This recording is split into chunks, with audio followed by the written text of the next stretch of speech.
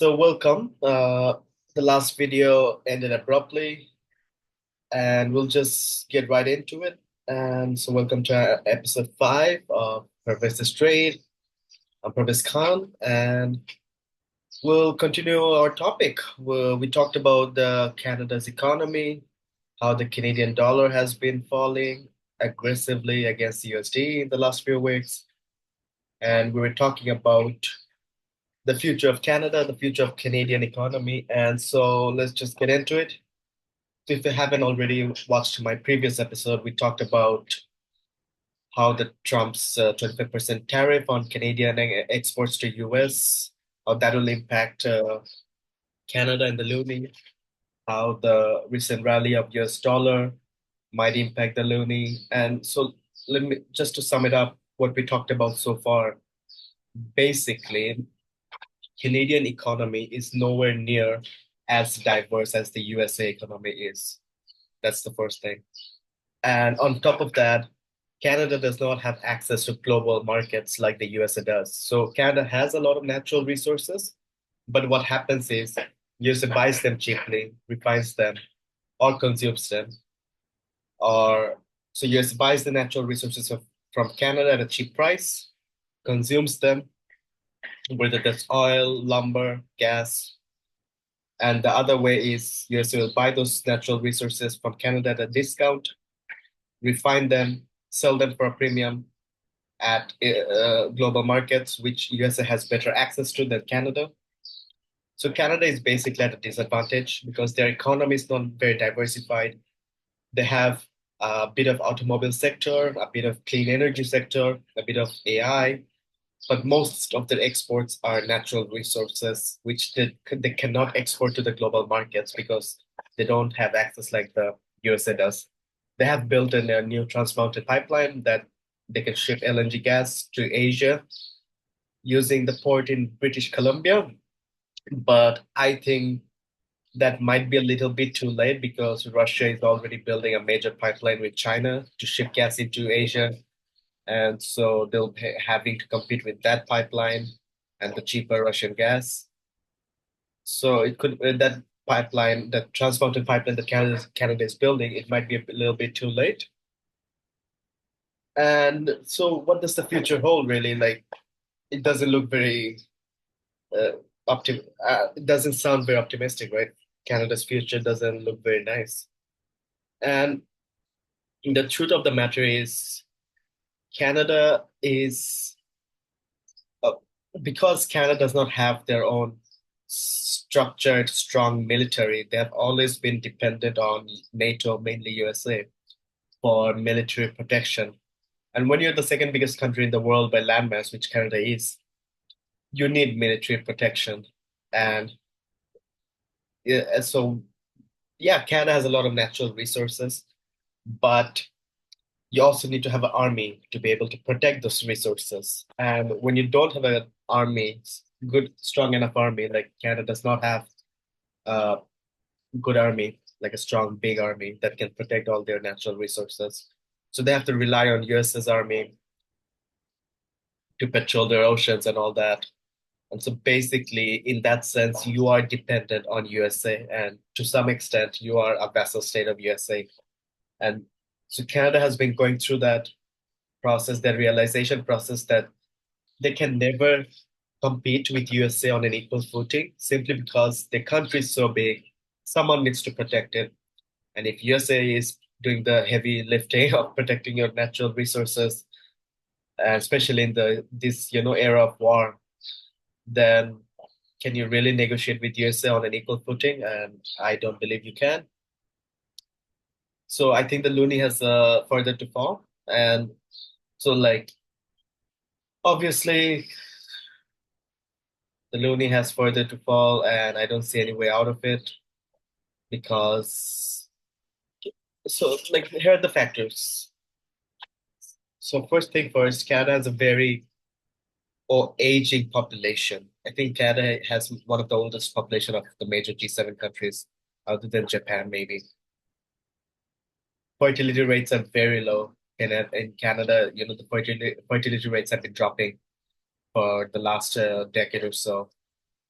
and it's going to drop further.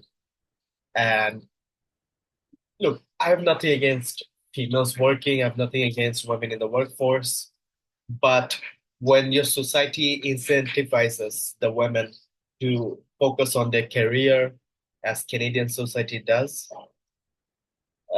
you're going to have less children. That's just obvious. You everyone has 24 hours a day.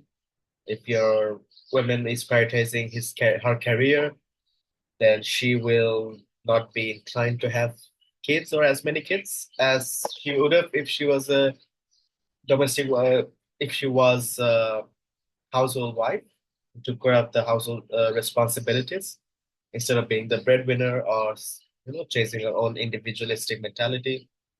And so the fertility rates will be dropping further. So when you have this kind of aging population, and given Canada's recent, uh, let's say, I don't know, they've been bringing too many immigrants to just to sustain the population level. And obviously, the locals don't like it. And so now Trudeau is cutting down on immigration targets for the next few years. But I think the immigration is, it's like, how do I put this? We have so many foreigners who come to Canada, who came to Canada in the last few years to get a degree, get some work experience, apply for PR, get a passport, and whatnot. Now you're basically turning your backs on them, the Canadian government, and saying that, hey, we can't give most of you a path to citizenship because we're full. And okay, maybe in a few years when you realize that your population's not dropping again, you'll want to bring more immigrants, and then those immigrants might not want to come anymore. So it's really a double-edged sword, which I think the Canadians and the Canadian government doesn't realize, which is that if you just change your regulations, your immigration rules out of the blue like that, just to get some political favors from your voting base, in the future, you might need to bring in more immigrants. Canada will definitely need more immigrants in the future, and but those immigrants might not come in the future. They'll be like, "Hey, you turned your backs on us once. What's to say you won't turn our backs? Turn your backs on us in the future?" So it's really a matter of reliability, okay, trust in the process, okay, and when you're changing the process out of the blue to get some voting favors from your voting base, then yeah, that just makes Canada less of a country to immigrate to in the future. And I know a lot of Canadians might think that's a good thing. Less immigrants, the better. But Japan, look what happened to Japan. People are dying left and right, and the populations, like who'd have thought a country like Japan would have allowed immigrants, would allow a permanent immigration, and now they're doing it. Japan is a very homogeneous society. They don't like foreigners coming in and settling down there permanently. But now they had forced to because all these old people are dying and all these empty homes in Japan. And this, the economy is stagnating and it's all going downwards. And so they've been bringing in immigrants from different ethnicities in the last few years, and that's helped to pick up the inflation a bit. Otherwise, Japan was going through a serious stagnation and a deflation, which is not good. And South Korea is also going through a similar phase right now. Okay, they're going through a potential population collapse if they don't allow immigrants to come in. And so I think Canada will come after that, after South Korea. And the thing with Canada is you have to realize that they have serious pension obligations that are going to come due in Canada in the next few years because this massive baby boomer generation is going to retire in Canada in the next few years. And you might say, oh, they already pay for their pension funds are there. The government doesn't have to worry about it. We taxpayers don't have to worry about it. And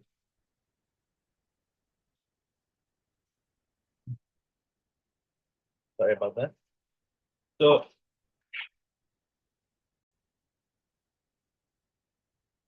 So yes, as we're talking about, so given all this big population, this baby boomer population that's going to retire in Canada in the next few years, people might say, "Oh, they've already paid into the pension funds. Why are we worrying about it? You know, the money's there." But I think people don't realize how these pension funds work, and I think that's where a fundamental, I would say, misunderstanding comes in because when people think about pension funds, they think about all these hardworking people. They work their entire lives. They put their money in the pension funds, and the pension funds grew with a return that's probably higher than inflation, so that the money doesn't lose value. But how do you get a return that's higher than the inflation rate? And okay, you invest in bonds. Okay, you put money to work. You invest some in the stock market, put some money in bonds. But okay, bond is a risk-free investment, but bond interest rates, uh, uh, okay, just to give you an example, let's say you're a Canadian worker, you put in $100 into a pension fund, and the pension fund manager has to make sure your money doesn't lose value due to inflation over the years. So they buy $100 worth of bond at, let's say, 2% rate. Bond interest rates were very low for the last 2 decades. I mean, they're high right now, but they're very low for the last 3 or 4 decades. So, okay, the $100 was put into a bond at 2% interest rate. And okay, that's all well and good. But what happened in the last few years was interest rate rose up. Actual inflation went above 2%, right? Where actual inflation went to 5, 6, 7, 8%. So what happens to your money then? Okay, the pension fund manager has put your $100 in a 2% risk-free 30 years, 20 years bond. Cool. But the inflation has risen above the 2% in the last few years. So your money is losing value. Now, if the pension fund manager wants to take that money out of that bond, he's gonna lose the interest payments on that bond, and he might get some penalty fees. So he'll keep the money there. But the money lost significant value since COVID because the inflation has been above 2%. Okay. And so what these pension fund managers have been doing is basically going into risky assets. So the bond is risk free. And so they're realizing, oh, the inflation is now 6, 7%. Me putting the money in the bond of that 2% doesn't work. Okay. Because that bond at 2% is now worthless because the bonds currently being issued by the Bank of Canada at 4, 5, 6% in order to keep up with inflation. The current bonds being issued by the Bank of Canada at a higher rate than the bonds that were issued in the last 2, 3 decades. So the bonds that have been issued in the last 2, 3 decades are basically, they've lost their value. Okay? And they're losing their value due to high inflation. And they're losing their coupon value because the current bonds are more attractive, have more attractive yields. So you're in this situation where as a pension fund manager, you want to make sure the pension money is not losing value before the pensioner can cash it out. And so what you do, you obviously take the money and invest it in more risky assets that will give greater returns. And so you have all these Wall Street traders, all these Bay Street traders coming in, taking this pension fund money and trading it in the markets. That's what happened in the 2008 crisis. A lot of pension fund money was lost, and that's what's happened since COVID. One of the reasons why stock market went to the roof after COVID in 2021 is because all this pension fund money just flew into the stock market because the there was nowhere else to keep this pension fund money that would keep its worth. Bond interest rates are basically zero. There was no return on the bond. So the pension fund money was losing value seriously at a fast pace. And the only way to make sure that money held its value was to put it into work in a risky asset like the stock. And so a lot of money was lost. Yes, a lot of money was made, but significant money was lost as well. So I think this is what people have a misunderstanding when they think about, I put my money in a pension fund, it's obviously there, or when I go to collect it after I retire. Yeah, so the government has obligations to return your money with whatever return rate they fixed for you, but that money has to come from someone. And if the pension funds are empty or bankrupt, like I don't know if you've heard recently, Alberta's pension fund, the Alberta government fired all the managers and the board of directors of the pension fund and basically brought in Stephen Harper to run it as a pro bono.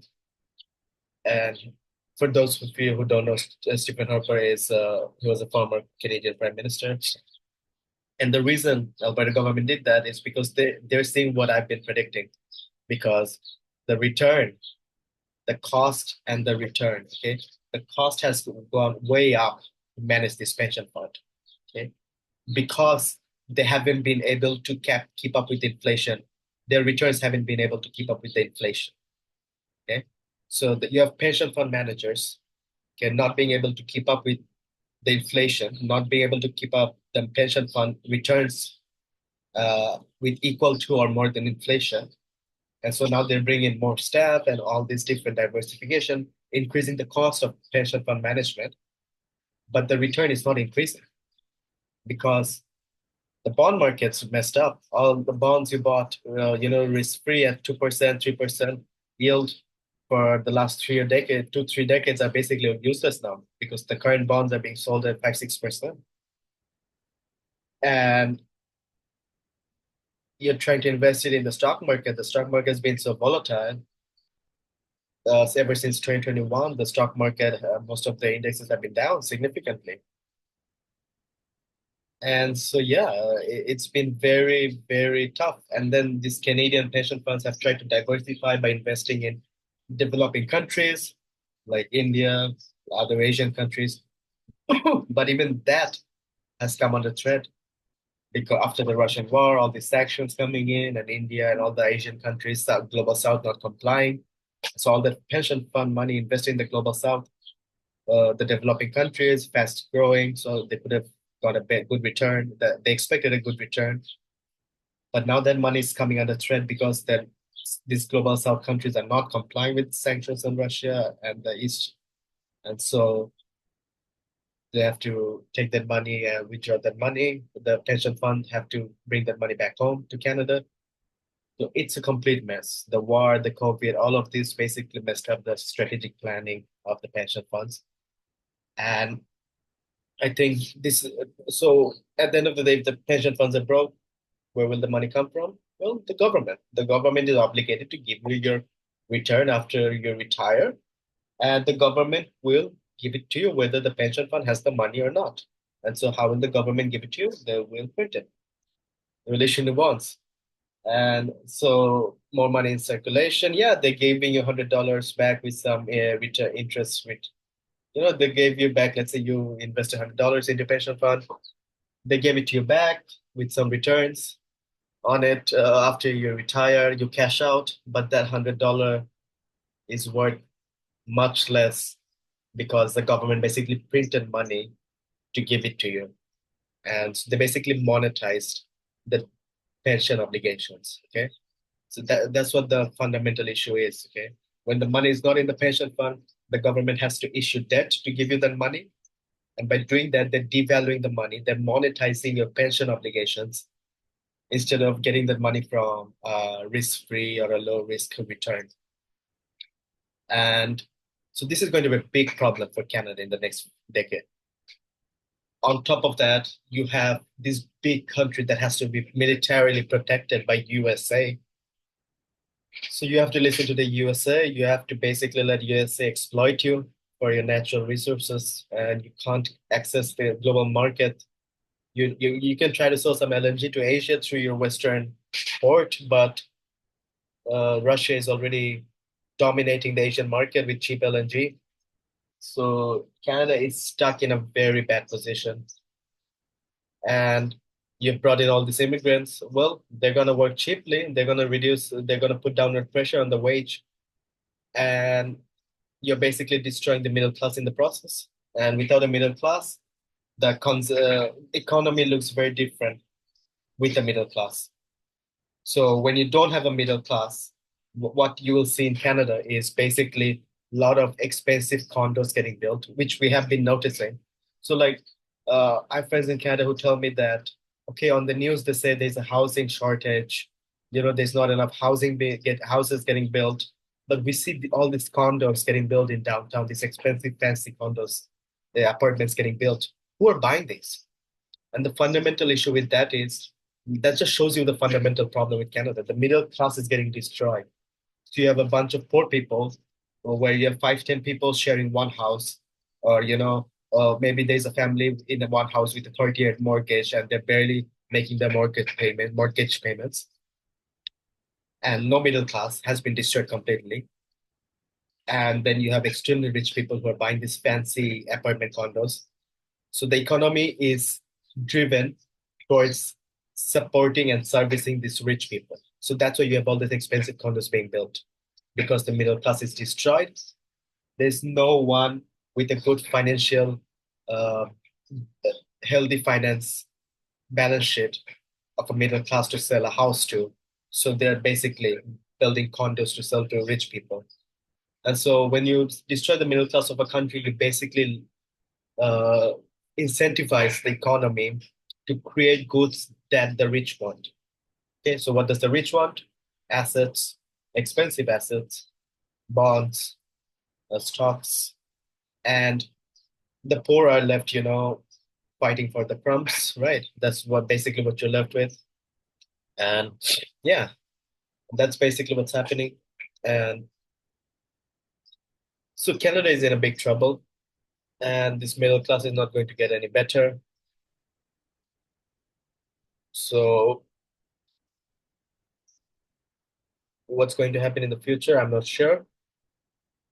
What I do know is that the deficit running is not going to end anytime soon. Even if the conservatives in Canada come to power, which they might try to reduce the deficit spending. They might cut it completely, but then that will have all these, second-hand effects, second-hand problems, because you can't just cut all this welfare spending without causing troubles, ripple effects in the economy. And yeah, so that when you destroy the middle class, that you're left with an economy that only works for the rich. So I think Canadian economy will go through a difficult time in the next 10 years at least. I don't know what will happen after that, but the loonie is definitely going down for a long period of time.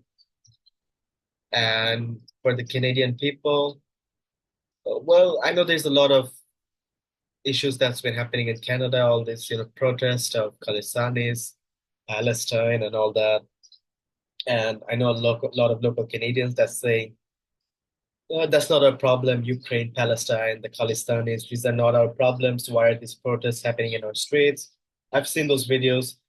And, it's kind of strange because the Anglo Anglo-Saxons, right? The English-speaking Canadians and the Francophones, the French-speaking Canadians, have been fighting each other for literally since the inception of Canada.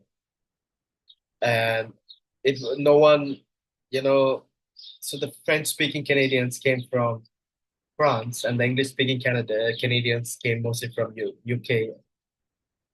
And so no one complained about why are these Europeans fighting about their issues on Canadian soil. I mean, the natives probably complained, but it's the same Canadians who have been here 3, 4 generations, and their grandparents, great grandparents probably were fighting, the Anglos and the Francophones. And now the grandchildren of these same Canadians are now complaining why are Khalistanis, Palestinians, Ukrainians protesting on our streets. It's there's an irony here, right? So you have the French and the English fighting for literally since the inception of Canada, and those were problems that were imported from Europe, the French and the English rivalry. They didn't complain about that, but all of a sudden, other problems that have been imported through the new immigrants, all of a sudden they don't like it. Well, you can't have you can't have all upsides, right? You want immigrants, you are trying to sustain a dying population, you're trying to sustain a economy that's not going to grow anytime soon. And then you'll be like, hey, come to us, be an economic migrant, but don't bring any of your problems, even though we've been importing our own European problems for the last 100, 300 years. There's a bit of hypocrisy in that, or no doubt. But yeah, so I just think that Canadians need to have they need to get out of this tactical hell and just have a bigger perspective. Why are these people protesting on the streets? What do they gain out of it? Who's organizing these protests? And what's the solution? What's practical solution? You can't just deport all of them for protesting. I mean, Poliev suggested that they could. I don't know if he will do it. I mean, Pierre Polievre has suggested that immigrants or foreign students should not be protesting and all that, which I understand to some extent, right? But it's been all, Canada has been a country built by immigrants. And the only people that should be complaining about why are you importing your problems to my country should be the natives. But that's not what you see. You see mostly fifth, seventh generation Europeans complaining about why these recent immigrants are talking about the problems on our street. So there's hypocrisy in that because they've been fighting each other ever since they came to Canada as well. But I think, uh, keeping all that aside, I think people are not looking at the bigger picture, and the bigger picture is the middle class is being wrecked in Canada, and you're basically moving into a society of have-nots and have-yots, basically, right? If you're extremely rich, you have multiple properties, multiple rental incomes, multiple asset classes, and then you have this thin middle class of people who have a 30-year mortgage, barely making mortgage payments, or they're deciding between whether they should feed the kids 3 times a day or paying their mortgages payments or going default and renting a house. And then you have the poor people who are basically renting from the rich upper elite. And that's the bigger problem, really. You're destroying the middle class of the society in real time. And I think Canadians have a lot more in common with people of their own class, of their own social economic class, regardless of skin color, ethnicity. And I think the bigger problem that Canadians need to see is that their finances are getting wrecked in real time, right? Yeah, like for example, Trudeau has piled up more debt for the Canadian government than all the previous governments of Canada combined. So who's going to pay this debt? You, obviously, you and your kids. And you might say, oh, the rich will also pay, but the rich actually owns the debt, okay? When the Canadian government borrows money, okay, so there's one of two ways they can borrow money. They can borrow money from people or institutions, or they can print money and do quantitative easing to borrow money. They can't do too much of QE because it'll cause runaway inflation in the short run. Not politically a good thing to do if you have an election coming in, but you still need to borrow money. So then you'll go to the rich. And so if the rich is giving money to the government, lending money because they have money to lend, basically by buying these bonds, and then the government's racking up all this debt, who ends up paying this debt to the rich? You, the poor people. And that's how the middle class gets wrecked and destroyed even further. And so I think that's the bigger problem. I don't think the problem with Canada is the immigrants and the protest. I think those are just smoke screens. Those are just distractions. The government's just distracting you from the bigger picture. And I think my prediction is, yes, Pierre Polievre will come to power next year.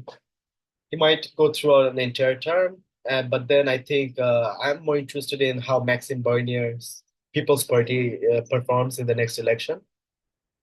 I think Canada's politics are going to shift more and more to the far left and the far right.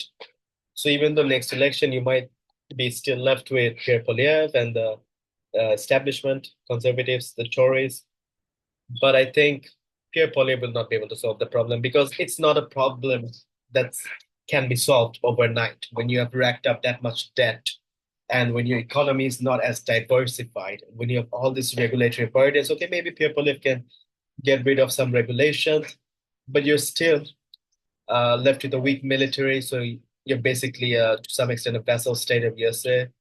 And so you will be exploited for your natural resources. So those are fundamental issues that Pierre Polievre will not be able to solve overnight. And then you have the problem with this pension fund that I explained.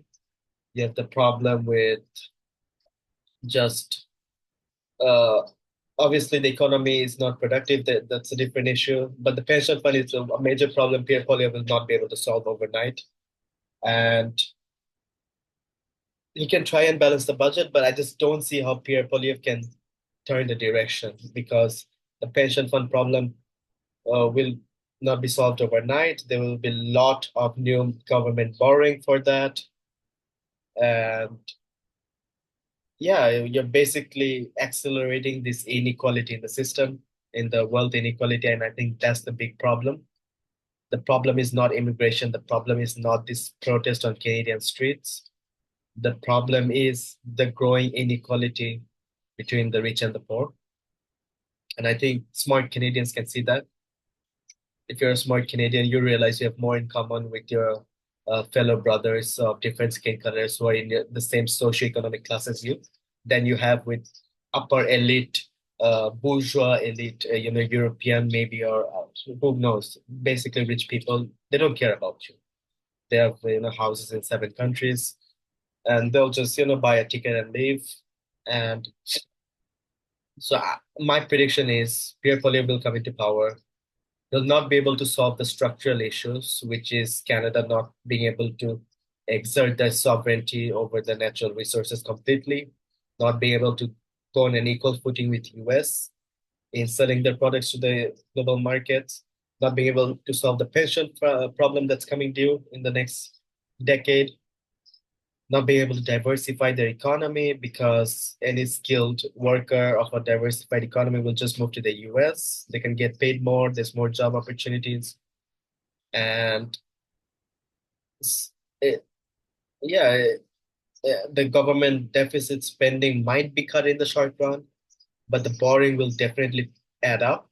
There's no way it's going to stop. And so this inequality will just keep piling up. So my prediction is Pierre Polievre will not be able to solve these structural problems, and so that will lead to either Maxime Bernier or Jagmeet Singh's party, NDP, or the People's Party coming to power. We'll basically see a switch between the NDP and People's Party in the future, and so the People's Party will be extremely right wing, extremely populist, and the NDP will be obviously extremely socialist. So I think Pierre Polievre will probably be the last stint of an established political party in Canada. And the reason being, look, these are structural flaws that cannot be solved overnight by one politician. And just the government spending, the government debt itself, it is a structural flaw. And then you have the pension funds. You have the problem of your lack of sovereignty because of US's military dominance in the region. And then your lack of access to global markets because of USA. And not having a diversified economy, and because you're losing all the skilled workers to USA, and because the US dollar and Canadian forex, so the amount of dollar you can get for the loonie, because that rate is, changing so rapidly, and obviously more Canadian workers are going to go south of the border, and so you're going to be left with a second world or third world economy. And I just don't think Pierre Polievre can come in, build a few houses, cut a few regulations, maybe balance the budget, cut a few welfare spending. I just don't think that will solve the structural problems that Canada has. So if you're in Canada, take your money out of Canada. That's my personal opinion. I think uh, settling down in Canada is a big mistake. It's definitely a boiling pot. But if you can get out of this tactical hell, all this Canadian protest on the streets, all this race and racism as well. If you look at the bigger picture and you realize that the bigger picture is the society is collapsing in real time. The middle class has been destroyed. Okay. So my personal opinion is get your money out of Canada. Don't keep money in the Canadian dollar. But yeah, I'll follow Canada's politics and I'll come back if I see something different happening. I'll come back with another video. But that's it from now. I'll talk to you guys in the next video. Bye.